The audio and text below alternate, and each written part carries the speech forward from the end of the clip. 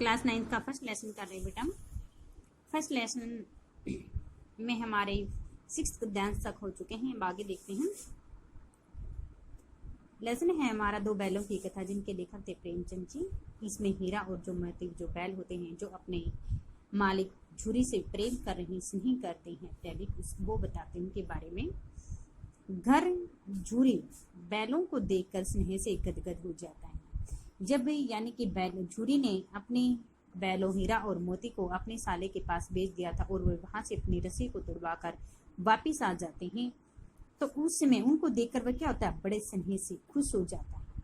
उन्हें गले लगा लिया और प्रेमालिंगन पर चुंबन का वह दृश्य बड़ा ही मनोहर था और वह क्या करता है, वह उनसे बड़ा ही प्रेम करता है, अपने दोनों बैलों से बहुत प्रेम करता है। घर और गांव के लड़के जमा हो गए और तालियां बजा बजा कर उनका स्वागत करने लगे। जब उन बैलों को देखकर गांव के सभी लड़के भी इकट्ठे हो जाते हैं और वे तालियां बजाकर हीरा और मोती का स्वागत कर रहे होते हैं। गांव के इतिहास में यह घटना अभूतपूर्व न होने पर महत्वपूर्ण भी थी कि बड़ी ही महत्वपूर्ण इसलिए मानी जाती है, यानी कि देखो ये अपने मालिक से कितना प्रेम स्नेह कर रहे थे। गया के हाथों जब इनको बेच दिया गया था तो ये वापिस अपने मालिक से पास आ जाते हैं। बाल सभा ने निश्चय किया दोनों पशु वीरों को अभिनंदन पत्र देना चाहिए। कोई अपने घर से रोटियां लाए, कोई गुड़, कोई चोकर, कोई भूसी। वह कहते हैं उनका स्वागत करने के लिए वे सभी बच्चे क्या करते हैं, कोई उनको उन हीरा और मोती को रोटियां देता है तो कोई गुड़ देता है और कोई उनके आगे चारा डालता है। एक बालक ने कहा ऐसे बैल किसी के पास न होंगे। फिर उनमें से एक बालक दूसरे ने फिर क्या समर्थन किया, इतनी दूर से दोनों अकेले चले आए।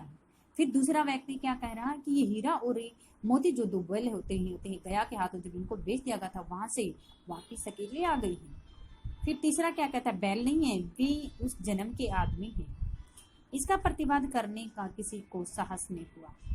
झुरी को स्त्री ने बैलों द्वार पर देखा तो जल उठी और बोली, कैसे नमा खराब बैल है कि एक दिन वहां काम नहीं किया और भाग खड़ी हुई। और झुरी की स्त्री उन बैलों को देख करके क्या करने लगती है, बड़ी क्रोधित हो जाती है और उनसे कहती हैं कि वापिस आ गई हैं। झुरी अपने बैलों प्रियापेक्ष ने सुन सका और नमक हराम क्यों है, चारा दाने दिया होगा तो क्या करती।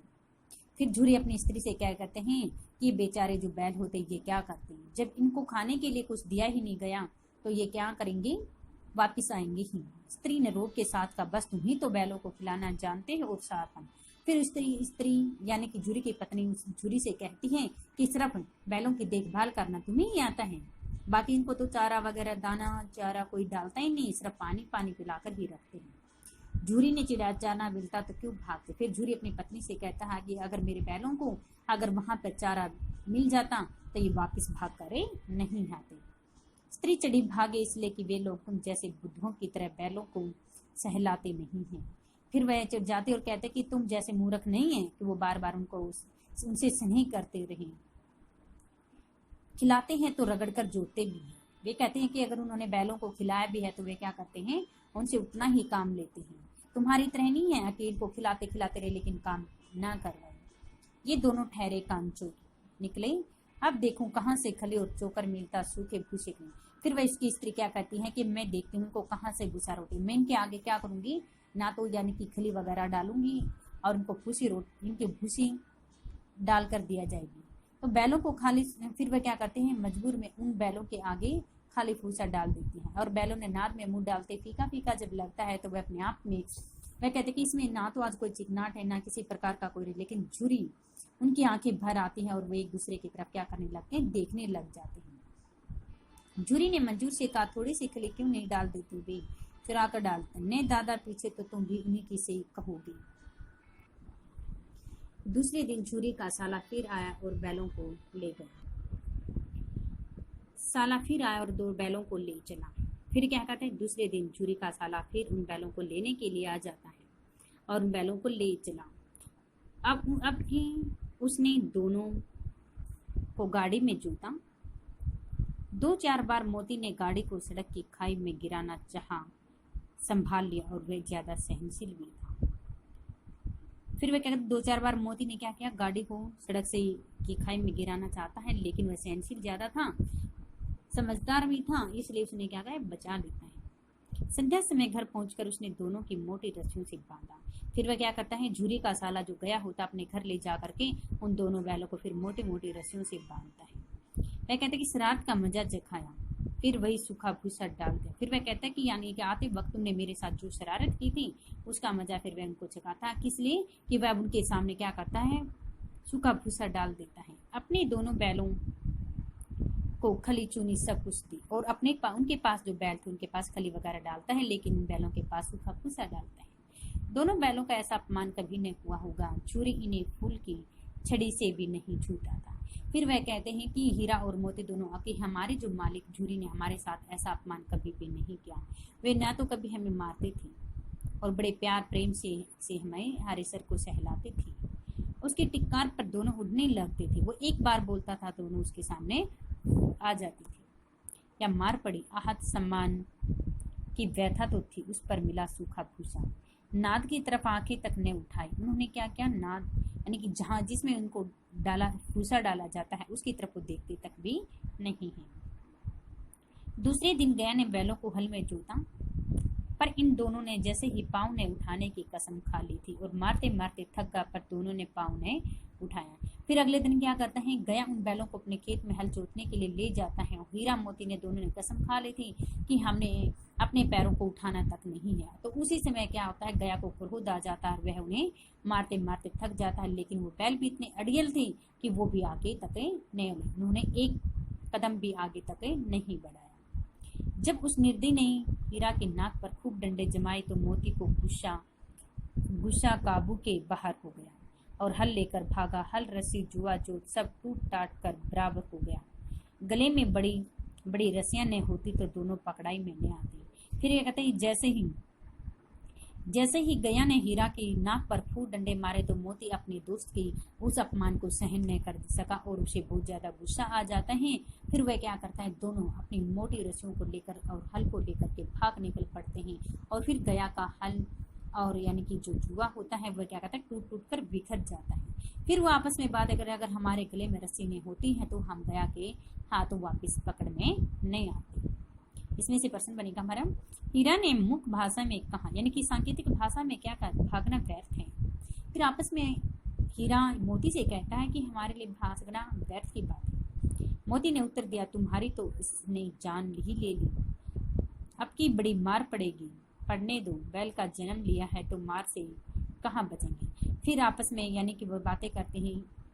मोती कहते हैं कि हीरा कहता है कि अब हम पर और ज्यादा मार पड़ेगी, तो मोती उससे समझाते हुए कहता है कि अब बैल की जाति है हमारी, अब हमने इसमें जन्म लिया है तो हम पर तो क्या हो गए, डंडे तो बरसेंगे। वह दो आदमियों के साथ दौड़ा आ रहा है, दोनों के हाथों में लाठियां हैं। मोती बोला, कहो तो दिखा दूं कुछ मजा, मैं भी लाठी लेकर आ रहा है। हीरा ने समझा, नहीं भाई खड़े हो जाओ, मुझे मारेगा तो मैं भी एक दो को गिरा दूंगा। तो उसी समय क्या करते हैं कि अब गया जो होता है अपनी लाठी लेकर हीरा और मोती को मारने के लिए आ रहे होते हैं। तभी मोती उससे कहते हैं कि अब ये लाठी लेकर आ रहा है, अब हमें मारेगा, तो आप कहते हो तो यानी कि अगर वो हमें एक मारेगा तो मैं भी उनको एक दो मार सकता हूँ, मैं भी उनको चखा सकता हूँ। नहीं, हमारी जाति का यह धर्म नहीं है।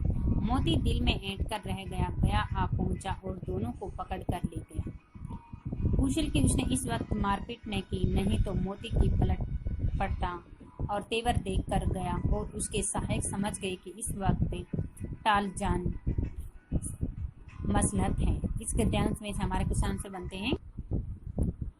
यह किसने और क्यों कहा कि हमारी जाति का यह धर्म नहीं है। यह सब किसने कही थी, बताते यह सब हीरा ने मोती से कही थी कि जब उसने गया से कहा था कि अब ये हमें लाठियां लेकर मारने के लिए आ रहा है, तो उसने कहा कि हमारी जाति का धर्म है सिर्फ परिश्रम करें। मनुष्य जाति के लिए अत्यंत उपयोगी क्या है, पशु होता है, हमें सिर्फ खेत में जोता जाता है, गाड़ियों द्वारा खींचा जाता है, यह हमारा धर्म नहीं है। मोती दिल ही दिल में ऐंठ कर क्यों रह गया था।